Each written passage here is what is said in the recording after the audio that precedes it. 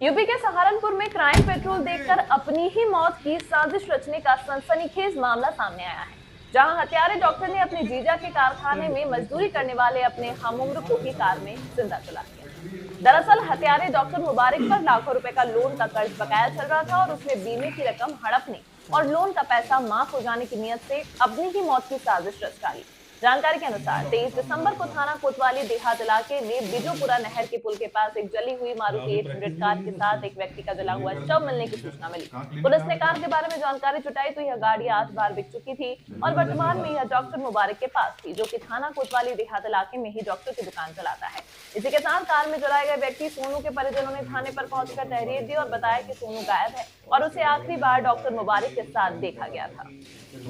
जी हाँ, कोतवाली देहात क्षेत्र में बहुत रोचक घटना हुई है, जिसमें 23 तारीख की सुबह ये सूचना मिलती है स्थानीय पुलिस को कि बिजोपुरा नहर के पास एक गाड़ी है मारुति 800, वो पूरी तरह से जल गई है। उसमें एक व्यक्ति बैठा हुआ है, वो भी पूरी तरह से जल चुका है। वहाँ पर तुरंत हमारी पुलिस टीम पहुँचती है, फॉरेंसिक टीम पहुँचती है। गाड़ी में से डेड बॉडी को निकाला जाता है।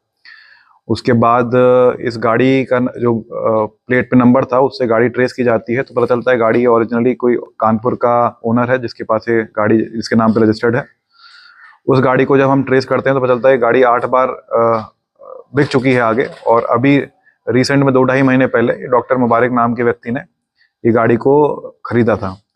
इसके बाद ये जब पूरी तफ्तीश चली रही होती है तभी एक सोनू नामक व्यक्ति है, उसके परिजन आते हैं।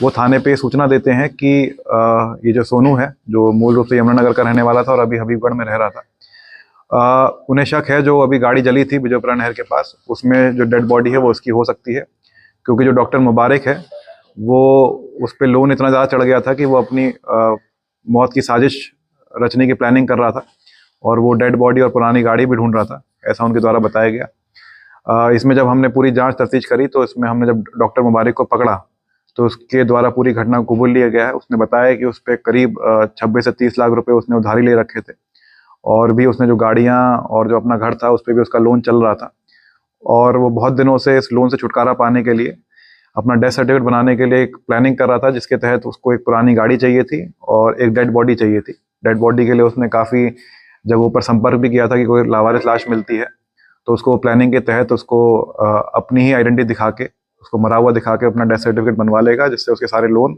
और इंश्योरेंस क्लेम भी उसको मिल जाएगा। और इसी प्लानिंग के तहत उस दिन भी जब इसको डेड बॉडी नहीं मिल पाई काफ़ी प्रयास के बाद, तो इसकी सोनू से बात हुई। सोनू को ये पहले से ही जानता था, क्योंकि उसके बहनोई के कारखाने में, जो डॉक्टर मुबारक हैं उसके बहनोई के कारखाने में काम करता था।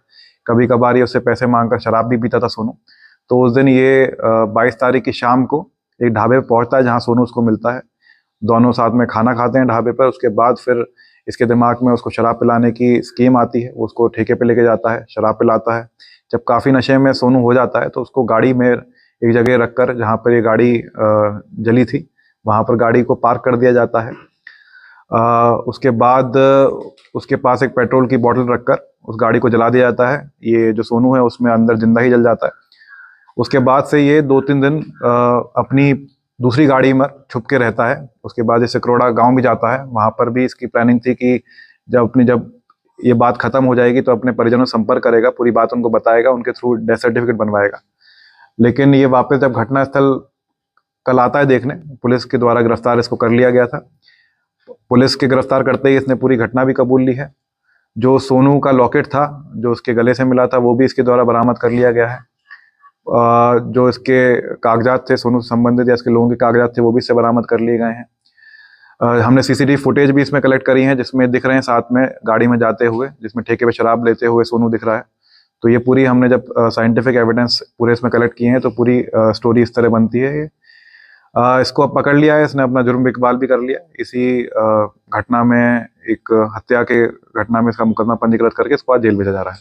सर, क्या पत्नी भी इसमें कहीं ना कहीं इन्वॉल्व है? क्योंकि जो पूछताछ में उसने बताया कि मेरी पत्नी मृत्यु प्रमाण पत्र बनवा कर उसका लोन का पैसा ली थी, क्या? जी हाँ, जब हमने से गहनता से पूछताछ करी है, पत्नी से ही पूछताछ करी है, तो उसमें बात ये निकल के आ रही थी कि पत्नी को ये प्लानिंग का पता नहीं था कि एक जिंदा आदमी को मार देगा।